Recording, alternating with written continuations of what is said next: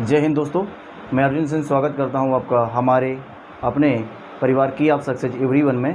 तो अगली वीडियो में जो पिछले हमने बता दिया था वीडियो, उसमें हमने आपको बताया था कि इंडियन ज्योग्राफी का पार्ट फर्स्ट था, जिसमें आपको भारत का परिचय, उसके नाम का इतिहास तथा उससे रिलेटेड कुछ चीज़ें आपके साथ साझा की थी। इसके बाद हम लोग चर्चा करेंगे उसी के स्थलीय सीमा क्या है, तटीय सीमा क्या है, तटीय राज्य कौन कौन से हैं, स्थलीय राज्य कितने राज्य भारत के हैं जो विदेशों से या अंतर्राष्ट्रीय सीमा बनाते हैं, इसके बारे में चर्चा करेंगे हम लोग। तो देखते हैं कि करके इसमें समझने का प्रयास करते हैं। एग्ज़ाम के पॉइंट ऑफ व्यू से यहाँ से बहुत सारे क्वेश्चन बनते हैं, ठीक है। तो आप बात करते हैं ज्योग्राफी का पार्ट सेकंड है, ठीक है। देखिए, हम लोग भारत का मैप पहले देखते हैं।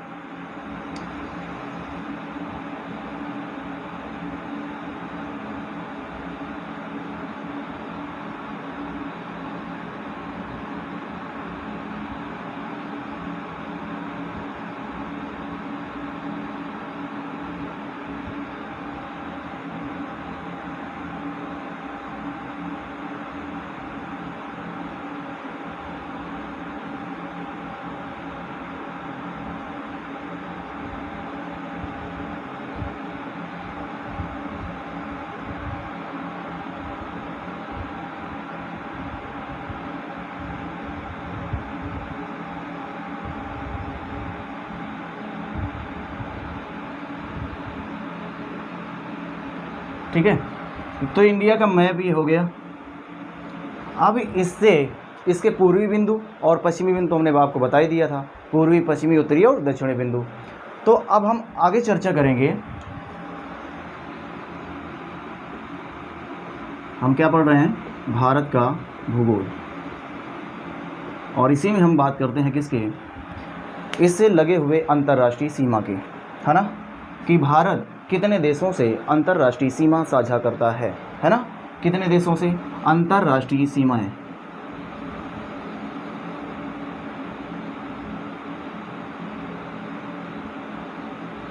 अंतर्राष्ट्रीय सीमाएं भारत जो है कितने देशों के साथ अंतर्राष्ट्रीय सीमा साझा करता है, समझिएगा जरा।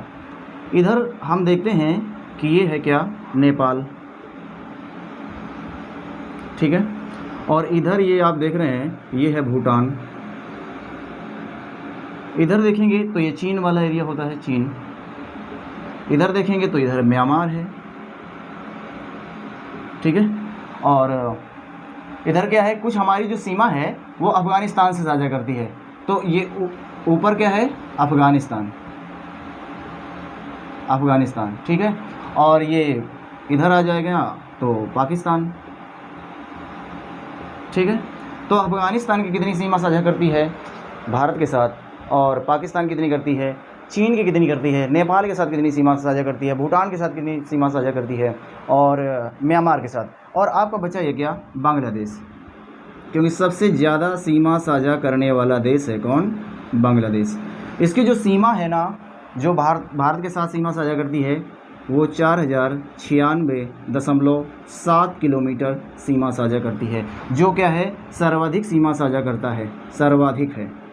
सबसे ज़्यादा इसी देश की सीमा भारत के साथ शेयर होती है। दूसरा, जो म्यांमार के साथ हमारी सीमा साझा होती है, वो 1643 किलोमीटर सीमा साझा होती है, 1643 किलोमीटर, ठीक है। इसके बाद जो भूटान के साथ हमारी जो सीमा साझा होती है भारत की, वह 699 किलोमीटर की सीमा साझा होती है। और इसके बाद जो नेपाल की है, वो 1751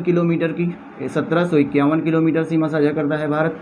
इसके बाद चीन के साथ जो हमारी सीमा साझा होती है, वो 3488 किलोमीटर की सीमा साझा करता है। इसके बाद अफ़गानिस्तान की जो सीमा साझा होती है, वो 106 किलोमीटर की सीमा है। इसके बाद हम आ जाएंगे पाकिस्तान में, तो 3323 किलोमीटर सीमा साझा करता है। तो कुल देश के साथ की सीमा साझा कितनी हो गई?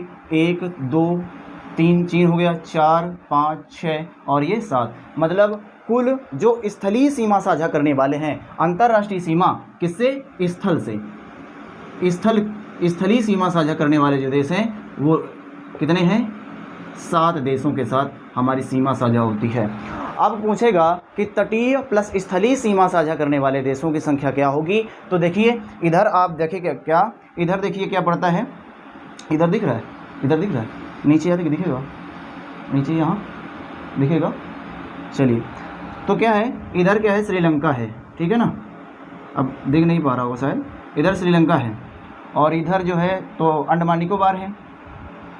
अंडमान निकोबार नीचे ना दिख पाए तो हम ऊपर बना देते हैं थोड़ा सा, है ना, अंडमान निकोबार, अंडमान निकोबार। और इधर आ जाएंगे तो इधर है आपका लक्षद्वीप,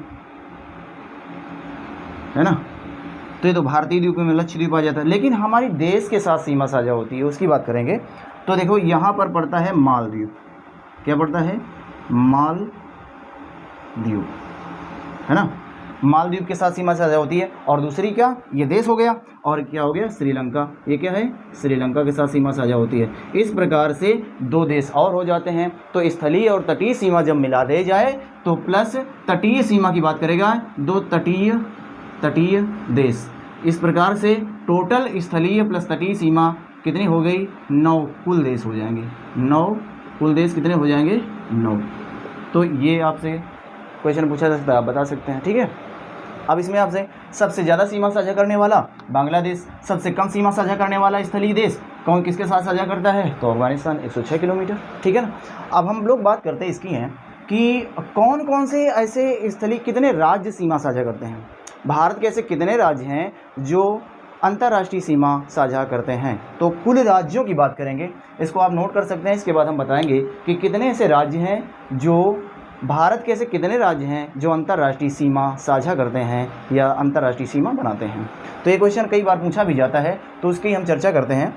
तो देखिएगा कि कितने ऐसे राज्य हैं जो भारत के ऐसे कितने राज्य हैं जो अंतर्राष्ट्रीय सीमा साझा करते हैं। इसको मिटा सकते हैं हम लोग, ठीक है। आगे अब बात करते हैं कि कौन कौन से ऐसे राज्य हैं जो सीमा साझा करने वाले होते हैं। चलो बना भी रहने दो इसको, कोई बात नहीं है, इधर लिख देते हैं, ये अफगानिस्तान था,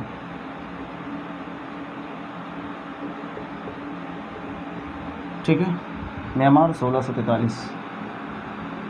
कितने ऐसे राज्य हैं, तो भारत के 17 राज्य अंतर्राष्ट्रीय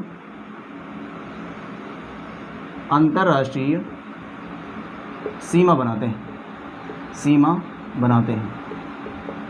अंतर्राष्ट्रीय सीमा बनाते हैं। कितने ऐसे राज्य हैं, स्थल मार्ग से स्थलीय सीमा साझा करते हैं, ठीक है। अब आपसे अगर क्वेश्चन पूछा जा सकता है तो ये भी पूछा जा सकता है कि बताइए कि भारत की कुल स्थलीय सीमा कितनी है, भारत की कुल स्थलीय सीमा कितनी है। तो देखिए सीमा की बात करते हैं, स्थलीय सीमा कितनी है। इसके बाद तटीय सीमा पूछा जाएगा, तटीय सीमा कितनी है। इसके बाद पूछ सकता है कि स्थलीय प्लस तटीय मतलब कुल सीमा कितनी है, भारत की जो सीमा है वो कुल स्थलीय प्लस तटीय कितनी है ना। तो देखिएगा स्थलीय जो सीमा है वो 15,200 किलोमीटर है, 15,200 किलोमीटर। जो तटीय सीमा है 7,516.7 किलोमीटर, ठीक है ना। इसके बाद कुल सीमा की बात करेंगे तो कितना आ जाएगा, इसको आप ऐड करेंगे तो 15,200 और प्लस 7,516.7, है ना, दशमलव इधर 0 बढ़ा देंगे। इसके बाद इसको ऐड करिएगा तो टोटल सीमा निकल के आएगी कि कुल स्थलीय और तटीय सीमा कितनी है, 0.7 लगाया 617 और 22,716.7 किलोमीटर जो सीमा है वह स्थलीय और तटीय है। कई बार क्वेश्चन पूछा गया है, कई बार क्या गया है क्वेश्चन ये पूछा गया है। तो आपको समझ आया होगा कि भारत की जो स्थलीय सीमा है, स्थलीय सीमा की लंबाई कितनी है। इसके बाद तटीय सीमा की लंबाई कितनी है, कितने ऐसे तटीय राज्य हैं, तो कितने ऐसे तटीय राज्य हैं उसकी भी बात कर लेते हैं। तटीय राज्य कौन कौन से हैं, तो देखिएगा गुजरात, यहाँ पर क्या है, गुजरात हो गया, ये क्या है भैया, गुजरात। और गुजरात के बाद फिर क्या आता है, फिर आ जाएगा आपका महाराष्ट्र, और इसके बाद क्या आ जाएगा, गोवा आ जाएगा। गोवा के बाद क्या आता है, कर्नाटक, और कर्नाटक के बाद क्या है, केरल। यहाँ पर बात करेंगे हम लोग, केरल के बाद क्या है, इधर से ऐसे लगा हुआ तमिलनाडु है, तमिलनाडु है, और तमिलनाडु के बाद क्या है, आंध्र प्रदेश लगा हुआ है, और आंध्र प्रदेश के बाद क्या है भाई, आंध्र प्रदेश के बाद आपका आ जाता है उड़ीसा, और उड़ीसा के बाद क्या आ जाता है, उड़ीसा के बाद आता है पश्चिम बंगाल। इस प्रकार से जो तटीय राज्य हैं वो कितने ऐसे तटीय राज्य हैं जो सीमा साझा करते हैं, सीमा बनाते हैं। तो तटीय सीमा साझा करने वाले राज्यों की संख्या यहाँ से गिनेंगे 1 2 3 4 5 6 7 8 9 कितने ऐसे राज्य हैं, 9 जो तटीय सीमा साझा करते हैं। ठीक है, इतना समझ में आया होगा। हमने बताया आपको तटीय राज्यों की सीमा, कितने ऐसे तटीय राज्य हैं जो भारत के साथ सीमा साझा करते हैं, तटीय सीमा साझा करते हैं, ये भी बात समझ में आई होगी। स्थलीय और जलीय सीमा समझ में आई होगी, है ना, और कुल सीमा तो इस तरीके से हो गया। ठीक है, समझ में आया। आगे हम बात करते हैं कि जो ये भारत है ना, इसके सारे राज्यों के बारे में हमने बताया, कुल स्थलीय और तटीय सीमा के बारे में बताया। इसकी हमने लंबाई की बात की थी कि उत्तर से दक्षिण की लंबाई कितनी है, पूर्व से पश्चिम की लंबाई कितनी है। तो ये पिछले वीडियो में आपको बताया था कि पश्चिम से पूर्व की जो लंबाई है वह कितनी है, 2933 किलोमीटर है। जो उत्तर से दक्षिण की लंबाई है वो 3214 किलोमीटर है ना। भारत, अब अक्षांश की बात कर लेते हैं थोड़ा सा, है ना। अक्षांश क्या है और देशांतर क्या है, ये आपको अगर समझ में नहीं आया होगा तो इसको आप बताना चाहते हैं हम क्या, इसको आप स्क्रीनशॉट ले सकते हैं तो नोट कर सकते हैं, है ना। आगे हम बढ़ने का प्रयास करते हैं। इसमें देखिएगा कि जो अक्षांशीय और देशांतरी विस्तार इसका क्या है। भारत का कभी कभी क्वेश्चन ऐसे पूछ लिया जाता है और कभी कभी कुछ बच्चे इसी में कंफ्यूज रहते हैं कि अक्षांशीय विस्तार क्या है, देशांतरी विस्तार क्या है। अक्षांश और देशांतर में कंफ्यूज रहते हैं, ठीक है ना। उस बात को समझना है हमें, उस बात को समझना है, ठीक है।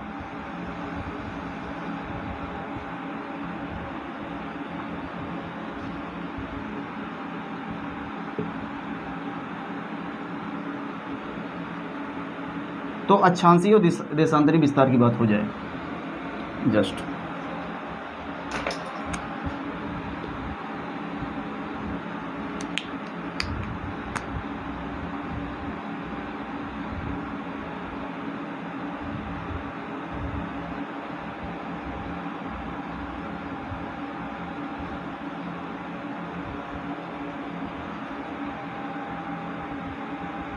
ठीक है, अब देखिए क्या रह रहा इसका जो है।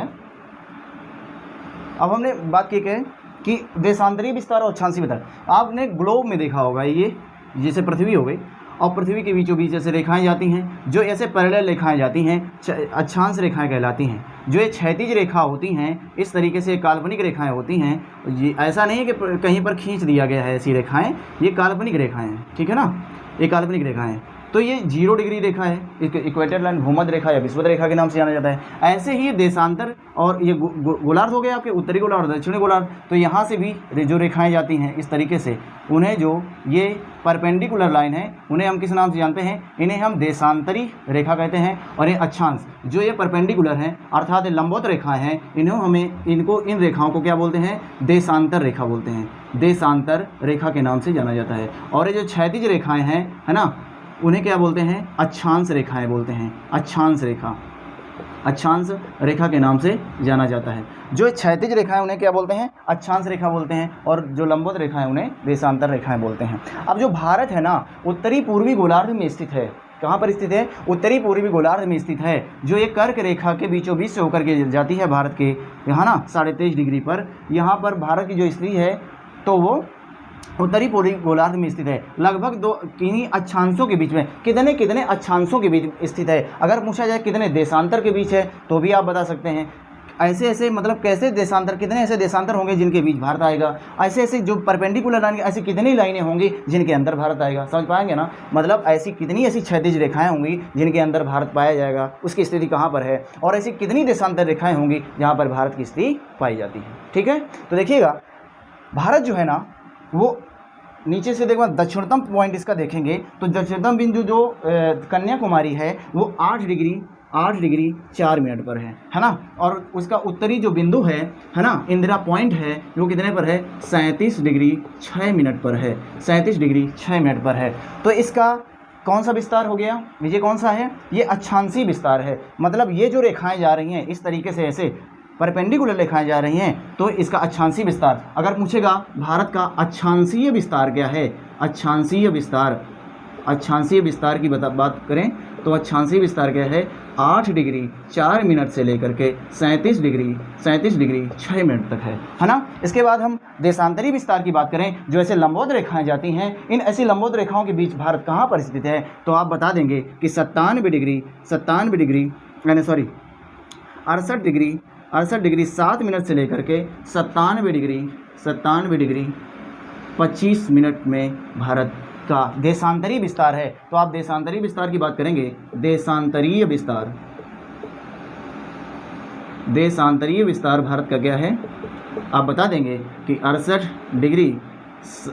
डिग्री 7 मिनट से लेकर के 97 डिग्री 25 मिनट तक है, ठीक है ना। तो ये देशांतरी और अक्षांशीय विस्तार के बारे में भी बता सकते हैं, ऐसे क्वेश्चन पूछे जाते हैं, कई बार पूछे भी जाते हैं, ठीक है। अब देखिए हमने अक्षांशीय विस्तार की बात की है और देशांतरी विस्तार की भी